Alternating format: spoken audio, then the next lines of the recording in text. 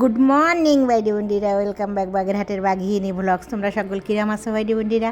আশা করি সকলে ভালো আছো। আমি তোমাকে দিদি ভালো আছি। আমি আজকে আবারই তোমাকে সঙ্গে নতুন আর একটা ব্লগ নিয়ে হাজির হয়ে গেছি। আশা করি ব্লগটা তোমার খুব ভালো লাগবে। আমি ভোর সময় উঠেছি। ভোর মানে চারিদিকে এখনও আলো ফুটে পারিনি। 5:30 বাজে, দেখো 5:35 বাজে। ওই সময় উঠে পড়েছি, ঘরের কাজ বাজ সেরে নিয়ে তাড়াতাড়ি বেরোয় পড়বো অঞ্জলি দেওয়ার উদ্দেশ্যে। কারণ অঞ্জলি পঞ্জিকায় লেখা থাকে যে যে সময়, তার থেকে হয়তো একটু বেশি সময় থাকে, কিন্তু সব সময় তাড়াতাড়ি সকাল সকালই হয়ে যায়। স্নান টান সেরে নিয়ে তারপরে একটু অঞ্জলি টঞ্জলি দেওয়ার ব্যাপারে সবসময় একটু হলুদ শাড়ি পরি। কারণ হচ্ছে সরস্বতী পুজোর সময়, এটা হচ্ছে সরস্বতী পুজোর যে পঞ্চমী তিথিতে হয় মাঘ মাসে, এই পঞ্চমী তিথিরে বসন্ত পঞ্চমী বলে, বাসন্তী পঞ্চমী বলে, শ্রী পঞ্চমী বলে, নানা রকম উপাধিতে ভূষিত করা হয়। কারণ এই সরস্বতী পুজোর সময় এমন একটা সময় পুজোগুলো হয়, মানে প্রত্যেক বছর পরে শীত তেমন একটা থাকে না, বসন্তকাল পুরো আসে পারে না, কিন্তু শীত চলে যাবে করছে, বসন্ত আসবে করছে। ওই জন্যই এটার নাম হচ্ছে বসন্ত পঞ্চমী। আবার বসন্ত পঞ্চমী মানে অনেক সময় আছে পয়লা ফাল্গুনও পড়ে যায়। অনেক সরস্বতী পুজো এমন সময় পঞ্চমী পড়ে, সেই সময় পয়লা ফাল্গুন আর সরস্বতী পুজো একই দিনই পড়ে যায়। এমনও অনেক বছর হয়ে যায়। মানে পয়লা ফাল্গুনটা তো ধরা হয় বসন্ত উৎসবের দিন, সেই পয়লা ফাল্গুন আর সরস্বতী পুজো একই সময় পড়ে যায়, এমন বছরও পড়ে। ওই জন্য এটার নাম হচ্ছে বসন্ত পঞ্চমী। আমাদের ছাদ মন্দিরে চলে আসছি উঠে। ছাদ মন্দিরে সবাই এই জায়গায় অঞ্জলি টঞ্জলি দেওয়ার জন্য প্রস্তুতি নিয়ে, এই আমাদের মন্দিরের যে ছাদ মন্দিরের মানে আমাদের বাসার ছাদ মন্দিরে, যে বাড়িতে আমরা থাকি আর কি, ওই মন্দিরের এই যে মা সরস্বতী, এইটা তোমরা দেখো।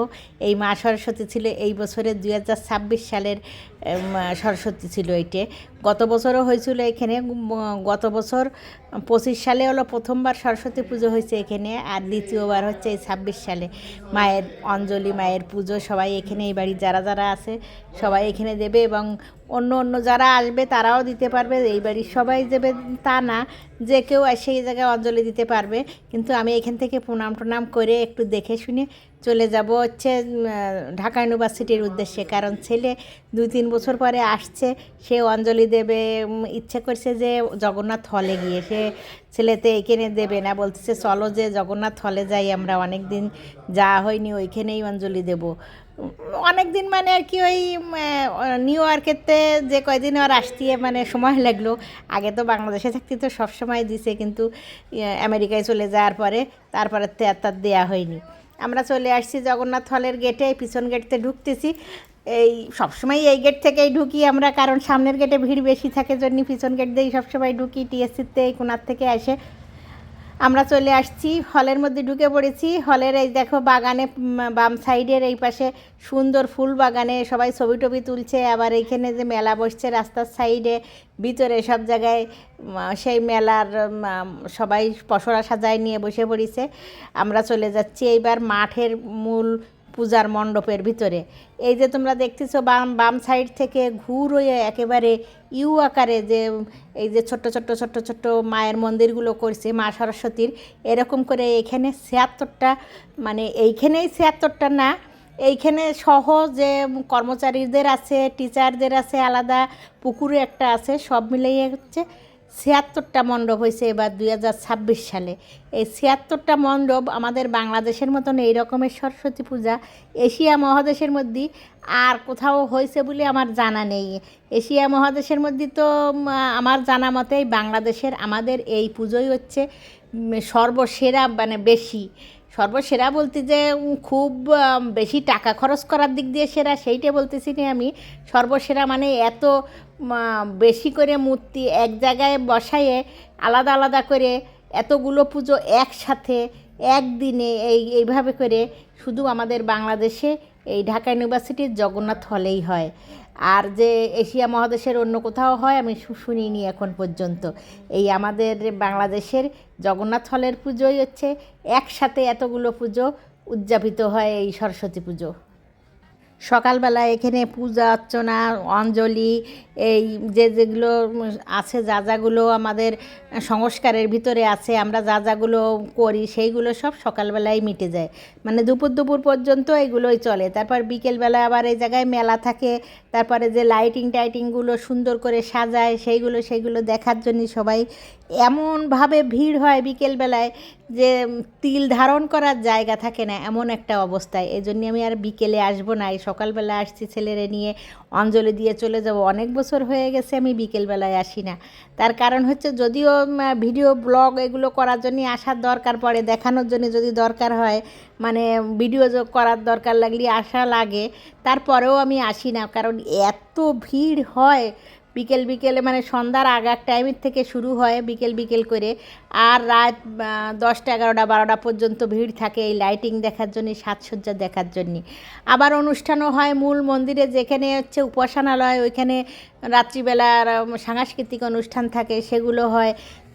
তবে যে এই জায়গায় কোনো উচ্ছৃঙ্খলতা, মানে কোনো ধরনের কোনো উগ্রতা, যে গান টানগুলো যেগুলো বিশেষ করে ক্যাসেট গান আজকাল পুজো আচ্চায় অন্য জায়গায় যেমন দেখা যায় যেগুলো হয়, সেইগুলোর এখানে কোনো কিছুই হয় না।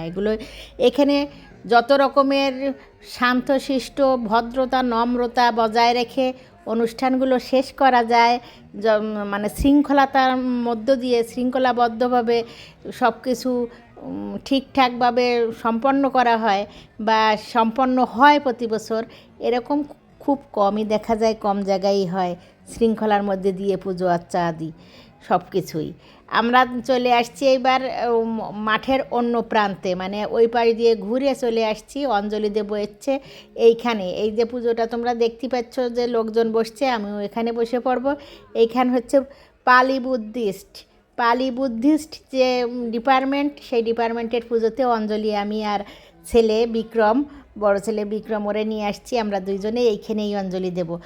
পুজো আরও অনেক, আমরা এখানে আসতে আরও অনেক পুজো এখানে হচ্ছে চারিধারে, কিন্তু কোনো জায়গায় শেষের পথে, কোনো জায়গা আধা পথে, কোনো জায়গায় শুরু হয়েছে, আবার কোনো জায়গায় ভিড়, মানে এত ভিড় বসার জায়গা দিতে পারছে না। এই জন্যই এইখানে দেখলাম যে একটু ফাঁকা টাকা আছে।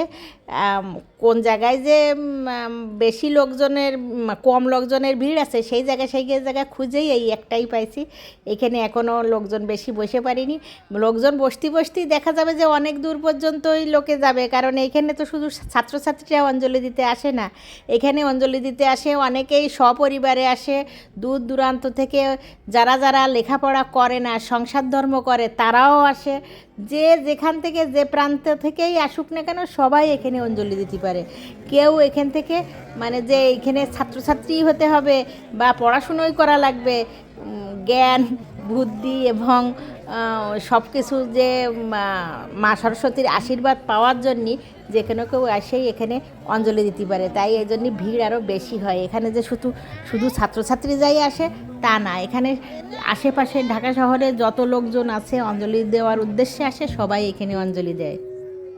দুই ছেলে যখন স্কুলে কিন্ডারগার্টেনে পড়ে, মানে প্লে থেকে শুরু করে, ছোট থেকে শুরু করে ওদের স্কুলে দিছি, পরের থেকে দুইজনার হাত ধরে নিয়ে বা দুইজনার হাত ধরার অবস্থা নেই, একজন কোলে নিয়ে একজন হাতে নিয়ে, সেই থেকেই আমি এই হলে এসে তাদের নিয়ে একসাথে তিনজনে আগে চারজনেই, ওর বাবাও আসতো, পরে আস্তে আস্তে ওরা বড় হয়ে গেলে এদের নিয়েই আসি। ওর বাবা অফিস করে, উনি আর হয়তো আশেপাশে বাসার পাশে যে পুজো হয় সেই বাসার পাশের পুজোতে অঞ্জলি দে, উনি অত অবশ্য আগ্রহী না, আমরাই দিই।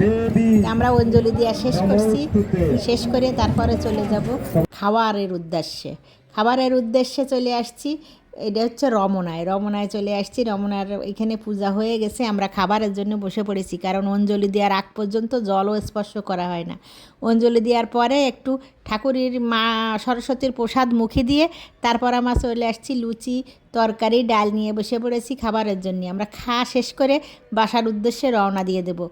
তা তোমরা দেখো আমরা খাবার দাবার নিয়ে বসে পড়েছি। অবশ্য এই যা ওইখান থেকেও অনেক প্রসাদ, ফল প্রসাদ ছাড়া খিচুড়ি প্রসাদ টসাদ দিচ্ছে, সেইগুলো খিচুড়ি প্রসাদ টসাদ আমরা অত একটা নিইনি, কারণ আমাকে পছন্দ হয়নি। ওই জন্যই আমরা লুচিটা পছন্দ করছি, জন্য লুচিটাই খেয়ে নিলাম। সেখান থেকে খেয়ে আমরা চলে যাচ্ছি বাসার উদ্দেশ্যে।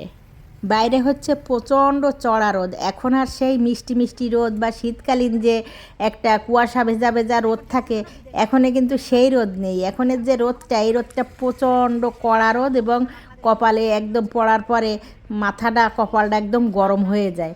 অবশ্য আমরা গাড়ির মধ্যে যাচ্ছি, এসি ছাড়িনি, কারণ এসি ছাড়ার মতন অত গরম পড়িনি।